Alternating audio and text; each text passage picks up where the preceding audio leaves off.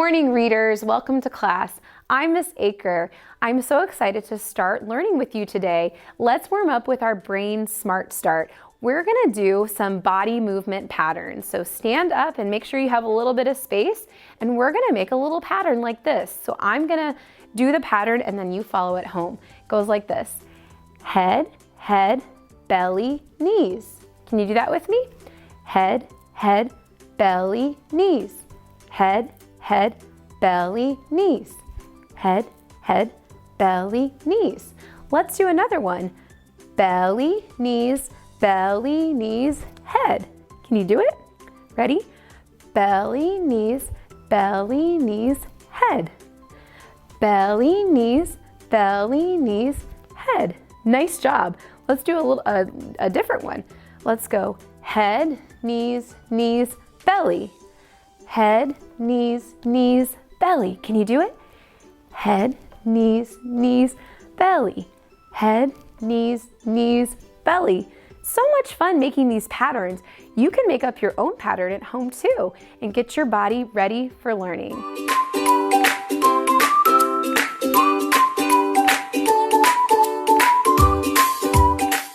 Welcome to our reading corner. This week we're reading stories that are telling us about how we can be writers too. Do you make your own books at home? Do you draw or write letters? Well, then you're already a writer. Today's book is called A Squiggly Story. We are going to see how this little boy learns to make his own stories, just like the books he reads. Let's get started. A Squiggly Story by Andrew Larson and Mike Lowry. A Squiggly Story. My sister loves to read. Big words and little words, page after page, word after word. My sister loves to write. Big words and little words, page after page, word after word. That's right, because readers are also writers. So cool. Sometimes I pretend I can write too. Big letters and little letters, swirl after swirl, squiggle after squiggle. Look at all this writing. What are you doing? I ask one day while we're sitting at the kitchen table. I'm writing a story. I wish I could write a story. You can. It's easy, his sister says. But how? I know my letters, but I don't know many words.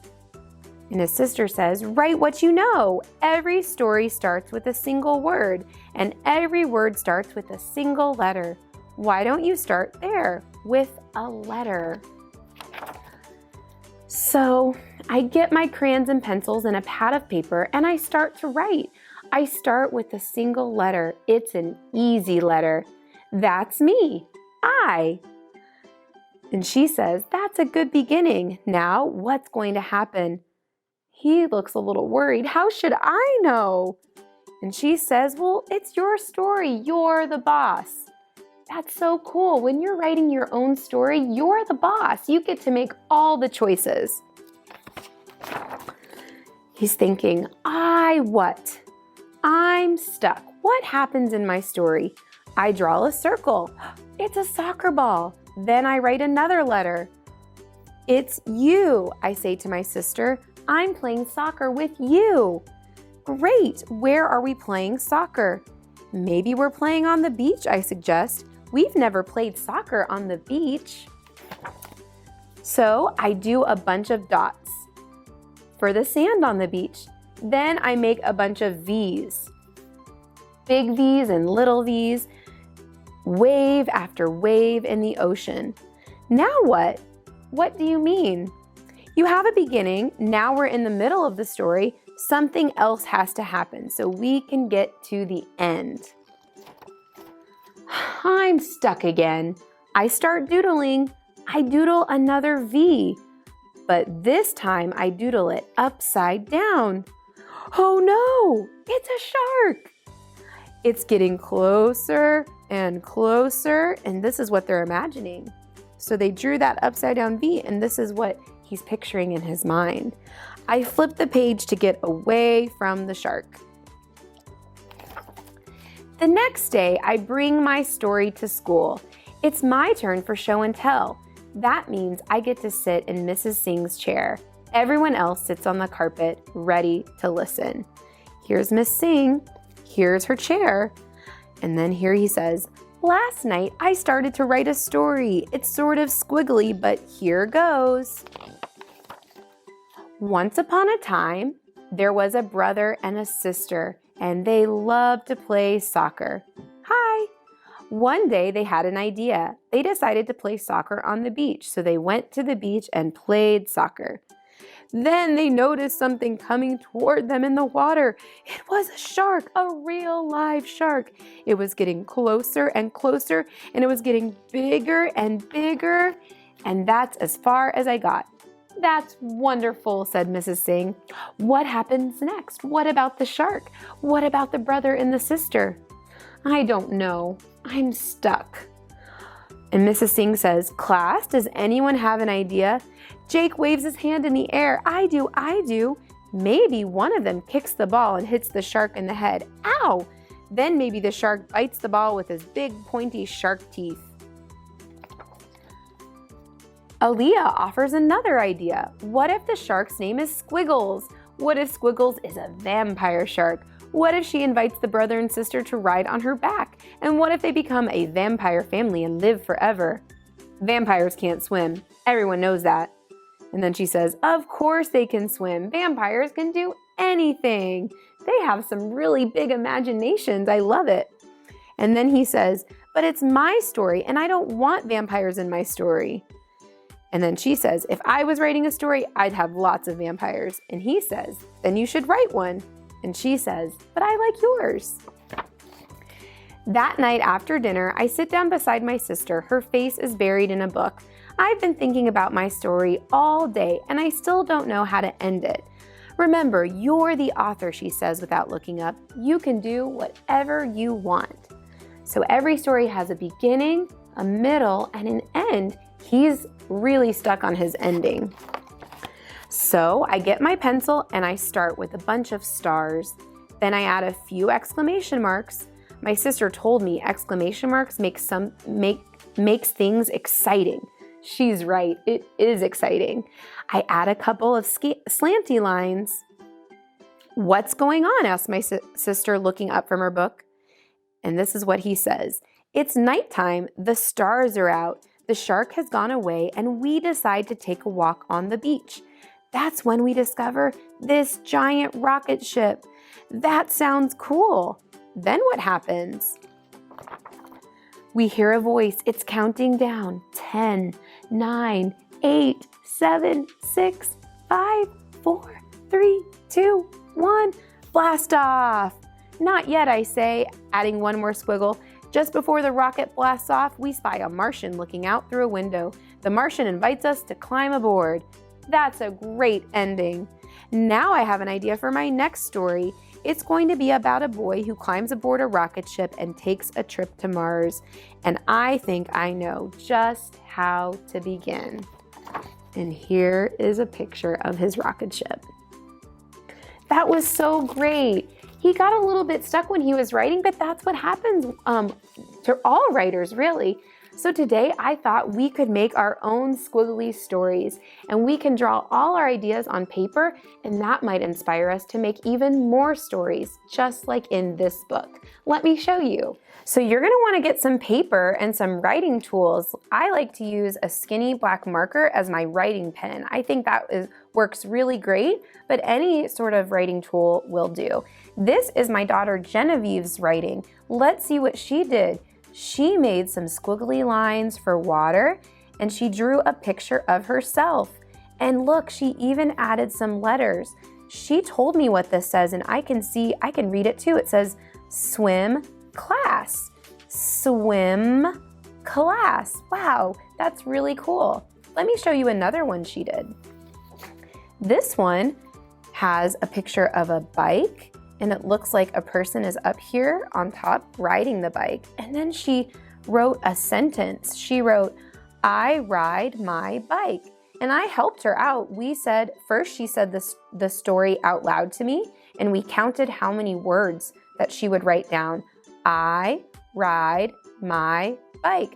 So then I drew 4 lines for her. 1, 2, 3, 4. And I put a period there. And she tried to write the letters that she heard for each word. So your grown-up can help you do that too. So let me show you how you can get started. So if you get a piece of paper, just like in the story, you can practice squiggles and different slanty lines. You can practice doing mountains, V's, and just do some creative thinking until you're inspired to create a story. I have a story here that I started that was inspired by the book we just read. Do you see what I made there? I made a rocket ship. I was inspired to make my own story about the rocket ship. Here's me. I'm gonna write the word me here. So you know that that's me. I kind of have longer hair. And I'm gonna draw some other people here with me. I'm gonna draw my daughter Genevieve. Her name starts with a G, so I'm gonna put a G. And on the other side, I'm gonna draw another person who's in my story. That's my daughter Luella, and there's an L, and she's next to her brother Walter. And I put a W, and I can pretend that this is about to blast off. I can say more by reading my picture and telling my story out loud. One day, I was with my daughter Genevieve, my daughter Luella, and my son Walter. We were walking down the street and we saw a rocket ship. We knew we just had to see what was inside. So we walked toward the rocket ship and we knocked on the door. Do you see how I was telling the story and I decided I wanted to add something to my story? You can do that too. Okay, let's do one more. So now I have a blank piece of paper and I'm just gonna think first what I wanna say. So first I was outside walking. I saw the beautiful tree, the leaves were changing colors. Last, it started to rain and I danced around in the rain. So my story has a beginning, middle, and end. Now I can draw my story. I'm gonna use my thick marker this time. Here I am, walking. There's my squiggles, and I'm next to a tree. I'm gonna make some round, leafy branches. Here's some branches. There's some more squiggles. And I'm walking around, and suddenly it begins to rain. So I'm making all these little raindrops. And I wasn't mad about the rain. I was pretty excited. So I'm gonna make my face enjoying this. And here's my hair. I can make squiggles for my hair. Wow. So I told a story that had a beginning, middle, and end. You can try this at home too with your drawing and your letters. I hope you had fun reading a squiggly story with me today, and I hope you'll try out making your own stories at home too. I know you can get really creative, add your own letters, include your family and your friends in them, and then when you're all done, you can color them too. Thanks for joining me, and I'll see you next time.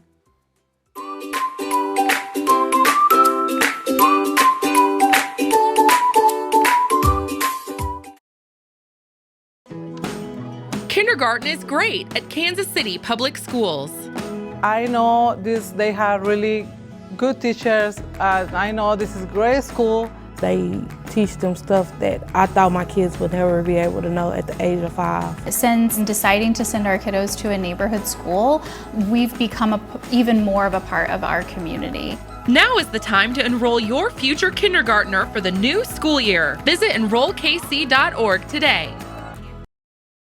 Good morning, friends, and welcome back. I'm Mrs. Gordon, and I am so glad you are here with me to learn new things. Today, we are going to talk about animal habitats. Yes, animals have different places that they live. Did you know that your habitat is your home? So let's find out where our different animals live around the world. Today, I want to share a book with you. It's called Migration. Let's see what this story is about.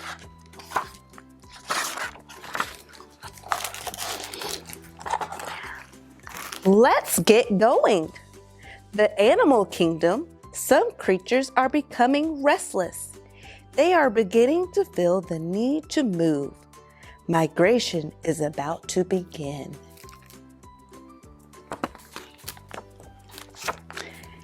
Different groups of insects, birds, and mammals, both land animals and underwater ones, will head off in different directions. They will leave their habitats. Animals migrate to try to reach climates that are better for them. Often, animals move to mate and to raise their young in more suitable conditions. Back and forth, these migrations go throughout the years according to seasonal changes. Each species knows what it needs to survive.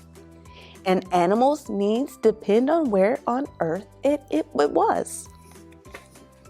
Some animals will travel thousands of miles or kilometers to their final destination. Others migrate short distances. Scientists and others try to understand how different animals know when to gather in groups to migrate. It's amazing how the migrators remember the exact routes to take year after year.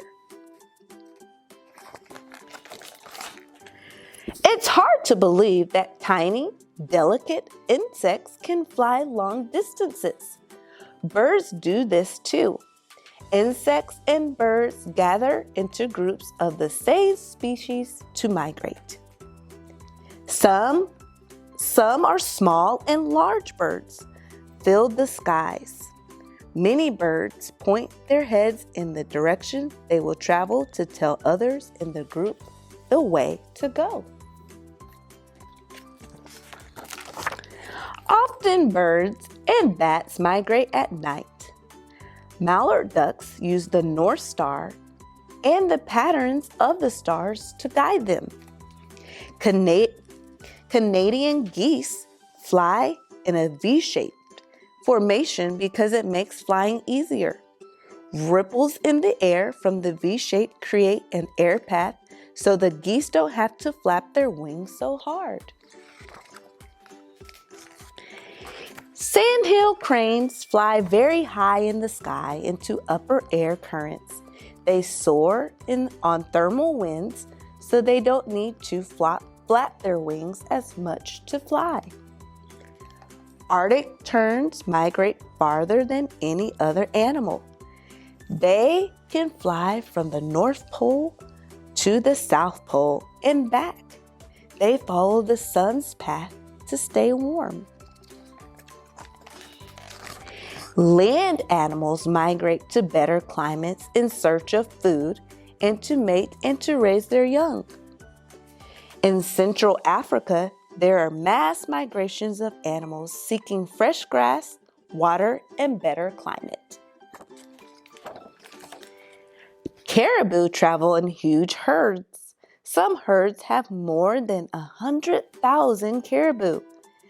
In the spring, they migrate north. Elephants live in herds and migrate. Usually, they travel to areas where water holes have filled or formed from recent rains. This also means there will be more food. Many animals migrate over land looking for just the right climate. A lot of migration goes on underwater. Some birds actually migrate by swimming through ocean waters. In the winter, emperor penguins migrate to places where the ice is thick enough to support a large group gathering to have their young. Sea turtles spend their lives in the ocean. A few weeks after mating, the females migrate to a beach to lay their eggs. Then she covers them with sand and hurries back to the ocean away from predators. Looking at them leap and splash, salmon come from the ocean, fighting their way up rivers and streams as water rushes towards them. They are migrating to their spawning grounds to produce their young. Some tuna migrate to find better feeding areas or to breed swordfish to do this too. Huge walruses live in the Arctic region. They migrate south in the fall to find foods such as snails and crabs.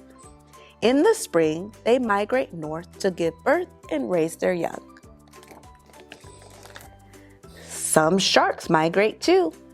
Whale sharks are the world's biggest fish. They migrate to the best feeding areas to find safe places to give birth to their young. They swim about 7,000 miles a year. Gray whales make the longest migration of any mammal. They swim up to 12,000 miles during their journey. Because they are mammals, whales need air. They must surface to breathe oxygen through their blowholes. The biggest whale of all is the blue whale. It is the largest creature that has ever lived. It can be 100 feet long and weigh 180 tons. These whales migrate to warmer waters to breed.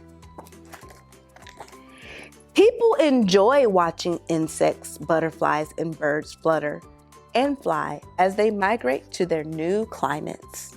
Some people go to the zoos where they learn about the migrators. Others go on whale watches. Back and forth, year after year, migrations keep animals on the go. Let's get going. Now, I would like to sort out some picture cards with you to show you different types of habitats where animals live. Let's grab your materials and let's get started. First, we have the tropical rainforest. Usually, a tropical rainforest includes all salty bodies of water, oceans, gulfs, and bays, and it covers about 70% of Earth. It is largest biome of all. Then we have the temperate forest. It has tall trees in a region year-round, warmth. Rainfall is often more than 100 inches a year. This is what a temperate forest may look like.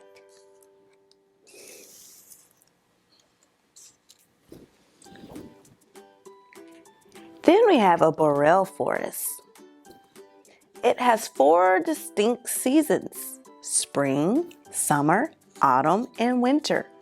Leaves change and colors in autumn, and then the trees lose their leaves.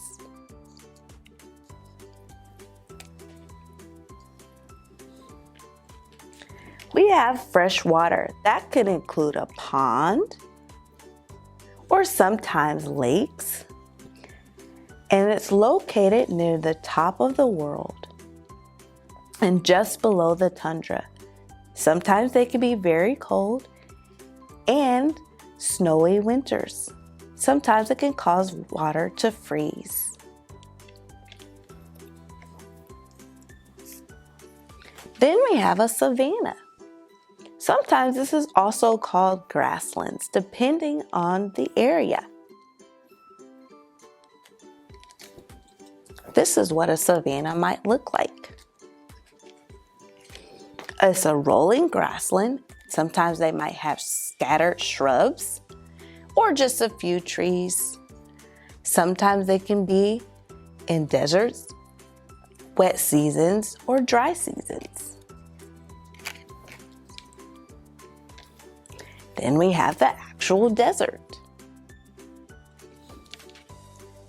Sometimes these can be very hot and dusty.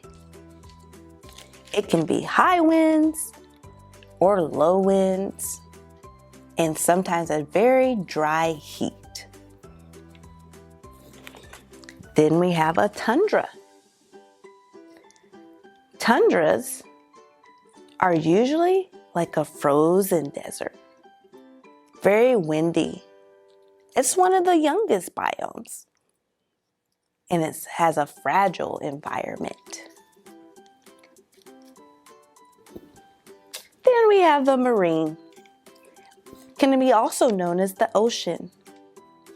Sometimes there's pure water without harsh salt contents. This also could probably include rivers or lakes, but mostly ocean and marine life. The animals you might see here are fish, crab or starfish, or whales. These are some of our animal habitats.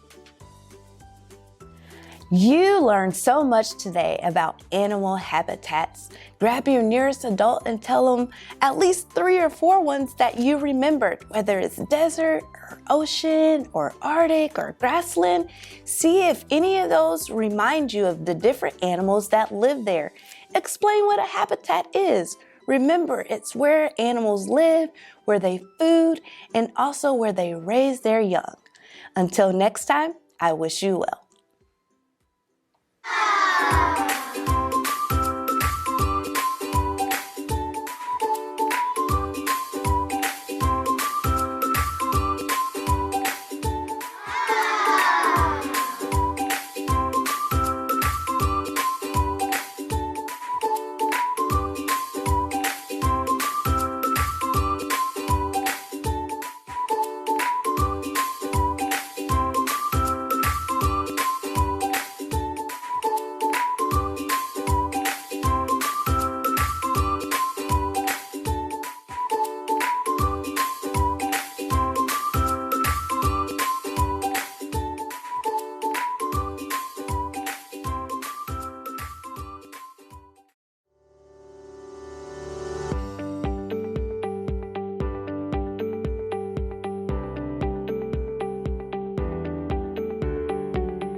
Welcome to Border Star Montessori School.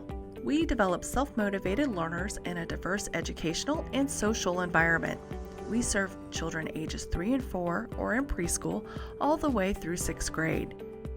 One of 2 public Montessori schools in the Kansas City metro area, we adhere to the rich principles and practices developed by Dr. Maria Montessori. This philosophy emphasizes independence, freedom within limits, and respect for each child's natural curiosity and development. The teachers, administration, and staff at Border Star are committed to building relationships and upholding high expectations, all in an intentionally prepared environment. To support this effort, our teachers and assistants receive Montessori training throughout the course of the year. Our teachers promote hands-on learning through exploration and discovery. Children follow their interests during uninterrupted work cycles. During this freedom of choice, they develop order, repetition, and concentration. Classrooms are made up of mixed age groups, typically 3 grades placed together. These inter-age relationships strengthen the entire classroom community. The older student takes on the role as peer teacher. They serve as role models for younger students, demonstrating leadership and citizenship skills. They also reinforce their own learning by teaching concepts they have already mastered to their peers. The youngest group, the Children's House, includes pre-K age 3, pre-K age 4, and kindergarten students. In this environment, we focus on practical life, sensorial, math, language, and cultural studies. Lower elementary includes 1st, 2nd, and 3rd grade students. We foster personal responsibility, independence, collaboration, critical thinking, and problem solving. Within this supportive community, children work through the curriculum at their own pace, accelerating during some tasks or taking additional times with others. In upper elementary, we serve 4th, 5th, and 6th grades. Students build on core values and lessons learned in previous years. They learn to question, think critically, and take responsibility for their own learning, skills that will support them in later education and in life. At Border Star, we have strong parent support. Our PTA strives to support all children by involving community, family, and business participation. In partnership with Link, we offer free before and after school care for our kindergarten through 6th grade students. For our pre-K families, Little Dragons before and after care is available at a minimal fee. We offer a variety of clubs and activities for our students, including our Montessori Model United Nations for our older children, honors choir, chess club, instrumental music, ballet, gardening, farmers market, and more. Our students leave 6th grade ready for success in middle school and beyond. Thank you for your interest in Border Star Montessori. If you have additional questions or want to schedule a personal visit, please call our office at 816-418-5150. We look forward to sharing the great things happening at Border Star Montessori.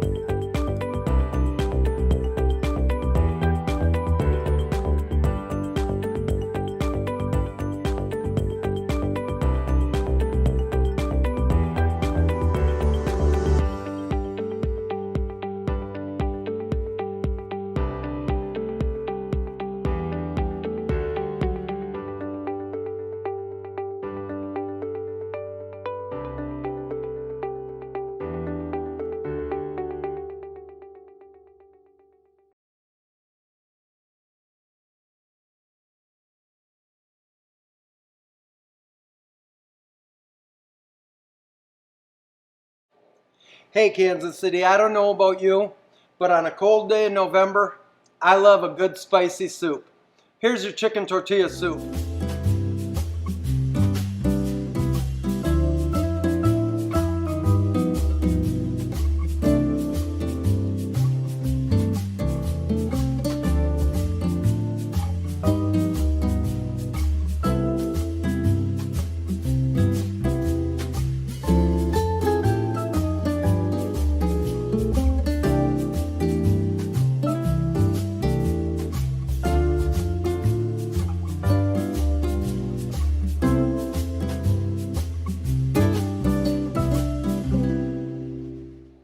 Hey Kansas City, it's Chef Tom. This is the Manual Career Training Center. We're at the Cardinal Cafe. You know, last week we made a really cool Mexican pozole soup. And I wanted to feature one more soup from Mexico that I really love. This is a chicken tortilla. And there's going to be some subtle differences between the two soups. Of course, we have our garlic, our onion, green onion, black beans, hominy, cilantro, but this time we have corn, we have canned diced green chilies, and we have tomato, and we have really nice fresh tomato. Okay, I love fresh tomato in the soup, so just like last week when we go to making this, we're going to get anything that needs to be cut before our chicken done, okay? So when we're using fresh tomatoes, we want to go ahead and cut an X on the bottom of each of these tomatoes, right? Now, I'm going to bring over a pot of extremely hot water. And I'm going to set these tomatoes in this water. Woo, watch the fingers. Okay? And we're just going to let this sit in here for a few minutes while we start cutting our onion.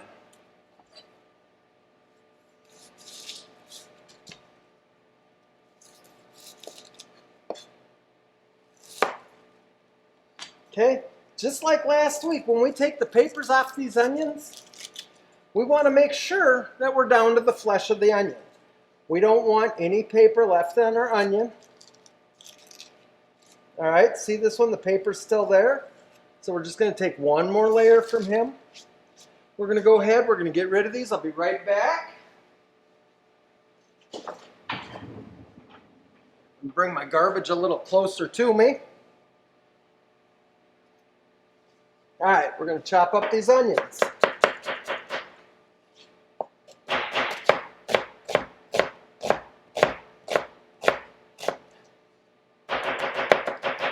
Always being careful to know where your fingers are in accordance to the blade. Always being careful that you are watching exactly what you are doing. You are not looking around while you're cutting up an onion. You are looking at the onion. Okay? Well, these tomatoes, we're just going to turn them over in here, because the reason that we're putting the tomatoes in the boiling water and cutting the X's on the bottom is it's going to help the skin come off. And you can see here on the top of this one, the skin's already pulling back, okay? Because we don't want that tomato skin in our soup. It's not that it's bad, it's just, I came from a school where you just didn't have tomato skin in your soup. Okay. We're going to get these onions in our little container here.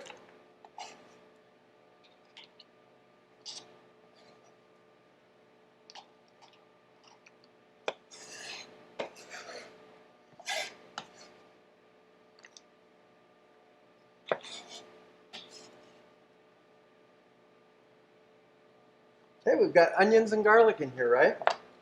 Now, we're going to go ahead, we're going to cut a jalapeno. So, what do we need when we're cutting a jalapeno? We need a glove. Jonathan, would you be kind enough to hand me those gloves right there? Jonathan does his best never to get in a shot. I swear one of these days I'm going to have him up here assisting me. So we're going to get this glove on because, like we talked about last week, when we're cutting up a jalapeno, the oils of the jalapeno and the capsaicin, the part that makes the jalapeno hot, those oils will get in your fingers. And you touch your eye, you touch your face, you'll be able to feel that on your face. And you just don't want that, okay? We're going to go ahead and we're going to cut these guys like so.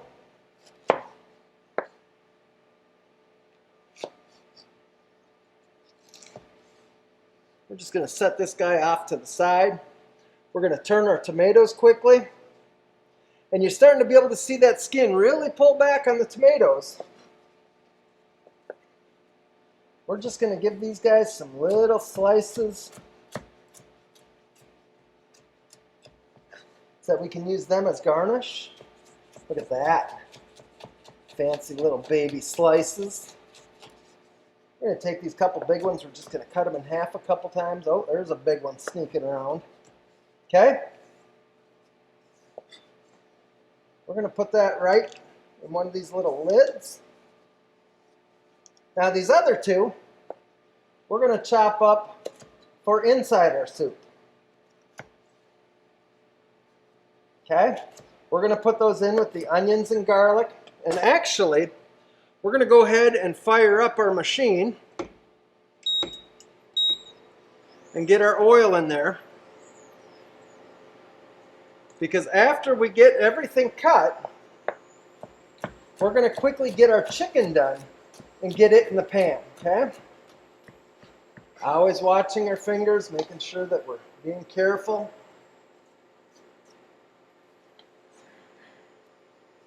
Now, it's time to cut up our tomatoes. So I'm not going to just reach into a pot of really hot water. I'm going to grab my spoon. I'm going to pull out the tomato. This tomato is really nice and hot.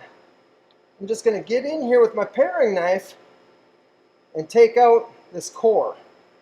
Okay? That's all it is to taking out the core of the tomato. You're going to take your knife. See that? We're just going to peel off this peeling. Comes real easy, and that's why you made that cross cut on top. Okay? That's exactly why. And when you take out the core, what happens is you've got a really good swipe at all your peeling coming off at once. Okay? That's exactly what you want. You just want all this peeling to come off of here. Okay? Look at that. That quick, there's a peeled tomato.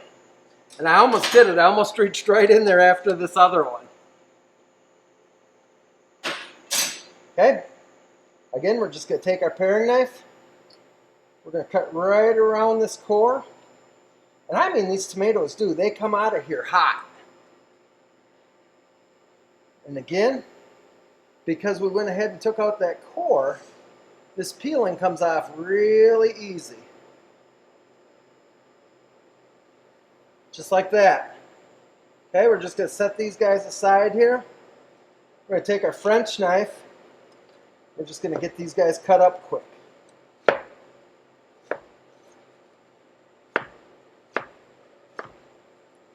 Turn them. Put this guy back here.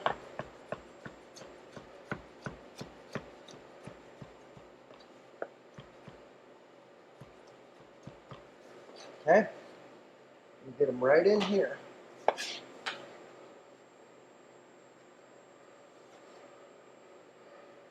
We're going to give our oil a little move around here.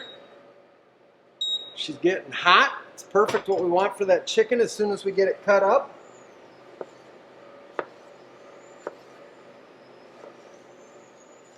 Stack those guys up there.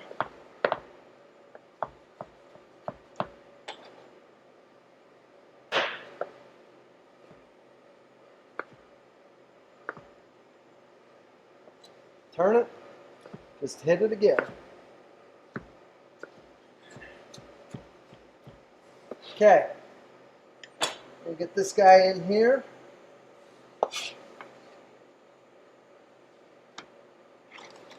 We're going to get rid of this glove. We're going to move everything off of our board so that we have some nice physical separation. We're going to get rid of this water. And guess what? We're going to start cutting up this chicken. Because our pan is really smoking hot. And you know, everything we do, we're on a little timetable. Okay? Because the hotter that pan gets, the more this chicken's going to caramelize the second it goes in the pan. Well, this is one tough chicken breast. But I guarantee you, once it cooks down in this oil and with all of our vegetables, it's going to be perfect in the soup.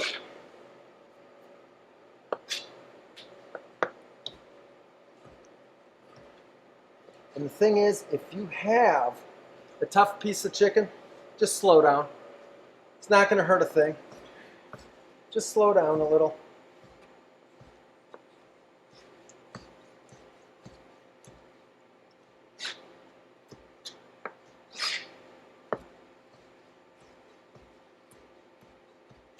Okay, there's our chicken. We're going to move this oil around a little one more time. We're going to get this chicken in this pan. Look at that. Woo! We're going to get rid of this glove. And we're going to start browning this chicken. I'll tell you what, as this chicken browns, we're going to go ahead and we're going to take a quick break. And we won't let anything happen here that you're not going to see. We'll be right back.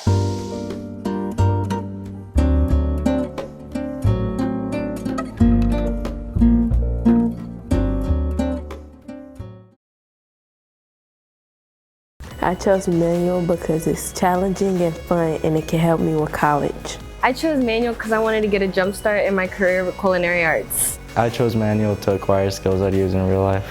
I chose manual because I want to be an ER doctor, and being an EMT is my first step.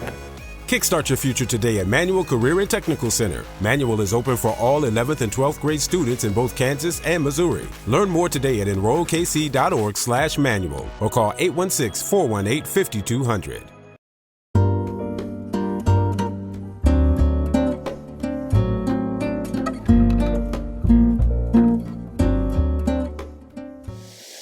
Hey Kansas City, here we are making this amazing chicken tortilla soup. You can see that our chicken is caramelizing in our pan. You can hear that amazing sear going on. But guess what? We're going to turn this pan up even more. We're going to get this baby hot, hot, hot. You have a little look in here. This chicken is cooking like nobody's business. So let's get our onion, jalapeno, and garlic in here. Reach right in there with your spoon, get every bit of that goodness out. This is the way it's supposed to sound, Kansas City. It's supposed to be sizzling. It's supposed to be working. We're just going to move this whole thing over a little, recenter a little bit.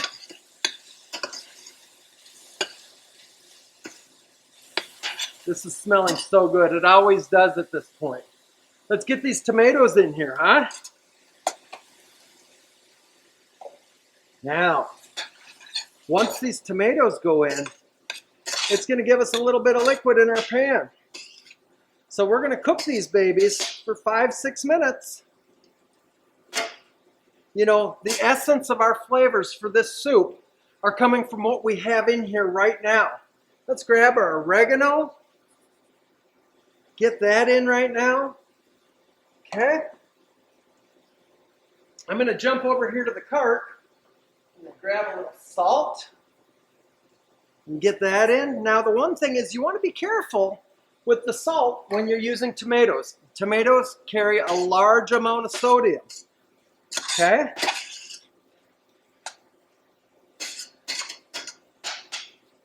You can't believe how cool this is right now. Really. Let's get some cilantro in here. We're just going to put all that cilantro in there.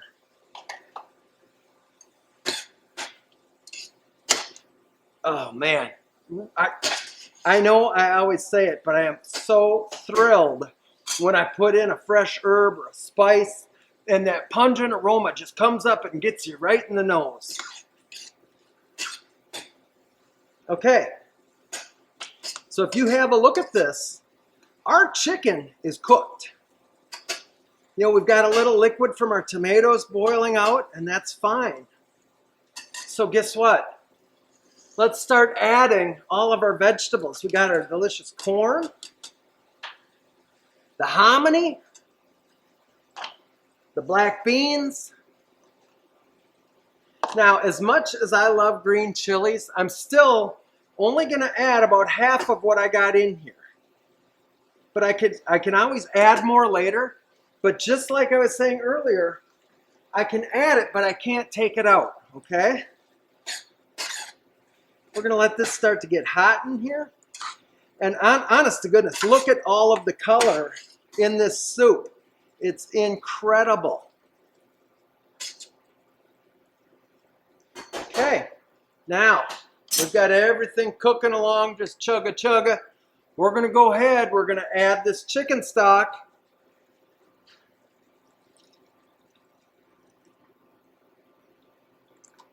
Right to, just a little bit more. Something like that, okay? Now, just like last week with the pizzoli, what needs to happen is we need to give this a minute for our heat to catch up to everything and to get a boil on. So what's going to happen is I'm going to go ahead and take a break. I'm going to let this get to a boil, clean up my station, set up my plates, and when we come back, we'll start getting ready for the final presentation. We'll be right back.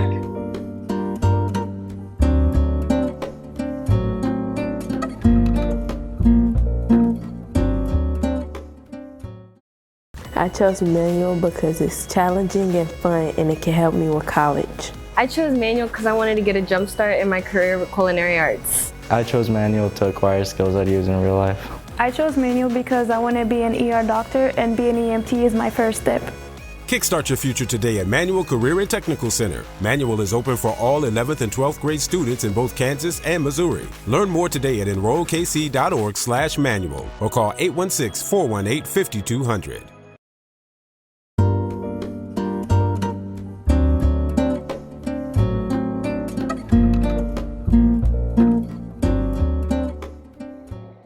Hey Kansas City, here we are back with our chicken tortilla soup.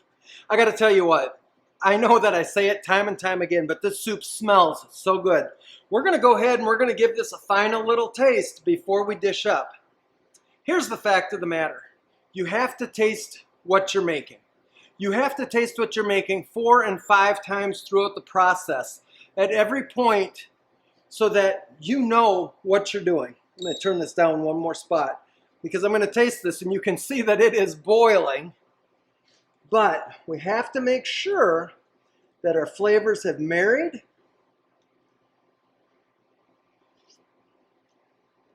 Oh my gosh, I'm telling you right now, I don't succeed at everything I do the first time. I don't, okay? I have to practice.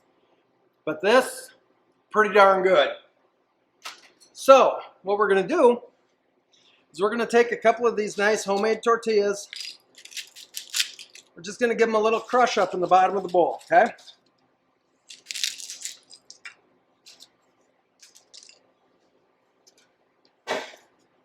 Then we're going to get into this soup.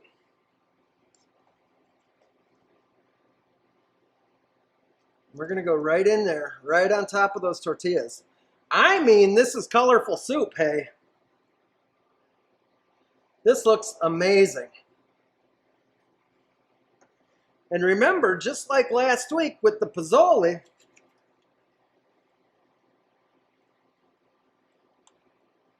just going to put a little more in there. Okay, just like with the pozole, we're going to go ahead and we're going to put some fat garnish up on here. I love garnish on soup. I love garnish on everything I do. Okay, a little bit of cilantro, a little jalapeno. We're going to get this green onion. Oh, I should put jalapeno on both of them, shouldn't I? We're going to get these green onions inside the rim here.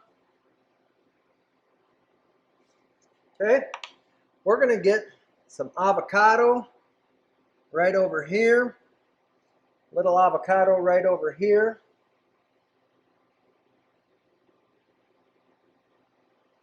We're going to wipe the rest of the avocado off our hands quick.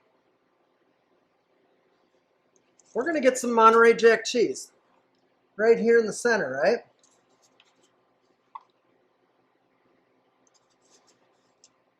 And then, to finish this whole thing off, we're going to get some amazing little tortilla fritas.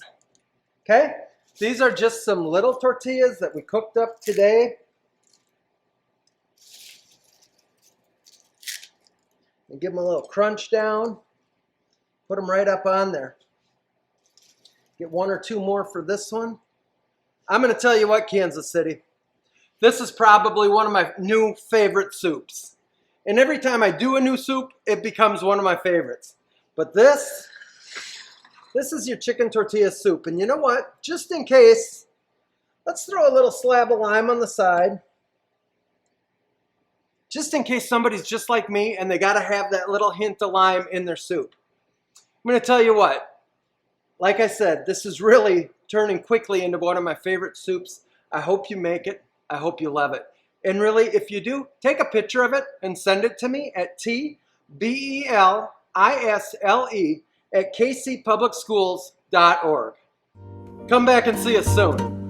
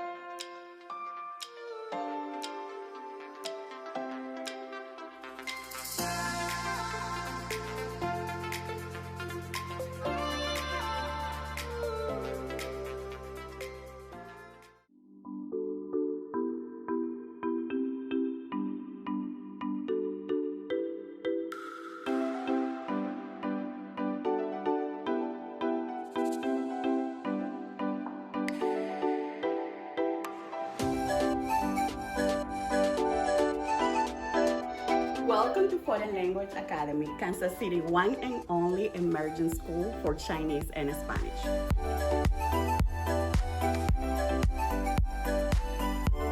We are so happy to have you visit FLA. I'm Dr. Joel Ramsdell, the principal of Foreign Language Academy. We are the region's only international baccalaureate school that is authorized as a primary years program, as well as being in candidacy for our middle years program. We look forward to sharing more about our school with you.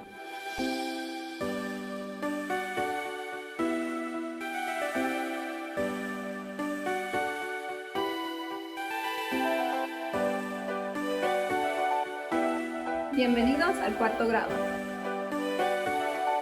Immersion is the best way for a student to become fluent in a foreign language.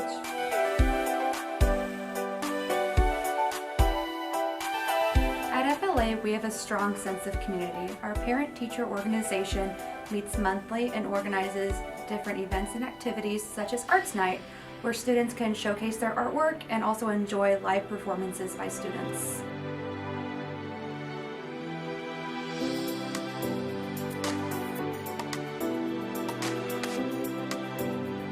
Each year, the 8th grade Spanish student fundraise to help support a trip to Costa Rica.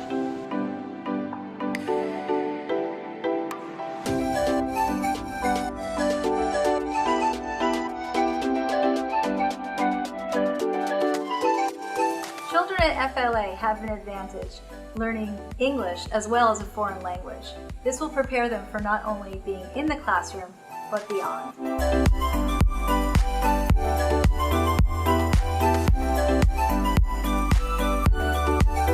When our families join FLA, they select a school for their kids that is elementary and middle school. Our students are able to experience the full immersion program since kindergarten all the way to 8th grade.